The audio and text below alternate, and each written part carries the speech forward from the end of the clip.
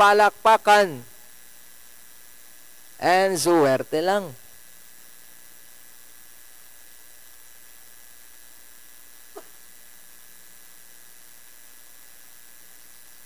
Palakpakan. Only one entry now for a suwerte lang.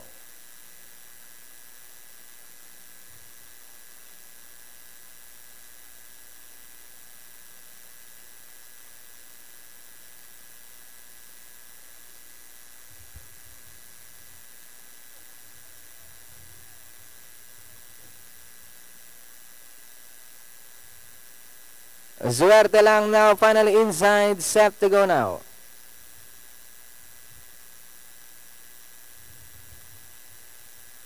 Horses out, we have Graceful Nonor as they begin. Palakpakan, rushing about the outside. Suwerte lang together with Silver moving between horses.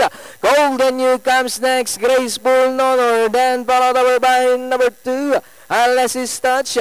Then next in line, Bruno and Quakers Hill is the early trailer. Now we have Silver Move by about half a length alongside his Suerte lang. 3 lengths watching in third is Palakpakan. 4 lengths of import now is Graceful Nonor, Golden New, Alexis Touch, Quakers Hill and Bruno now racing in this.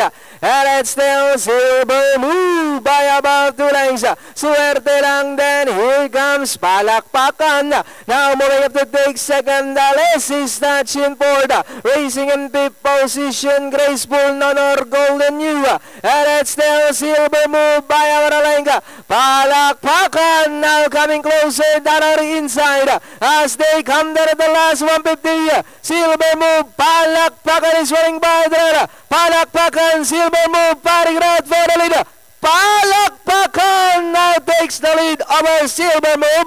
Palakpakan now strides away. And finally, Palakpakan. Silver Move, Alexis Touch. Then comes Quakers Hill, Golden New, Graceful Nonor. Suerte lang, Bruno. Numero 4, Palakpakan, unofficial winner dito sa ating race number 2. Na segundo, numero 7, Silver Move. Tercero, numero 2, Alexis Touch.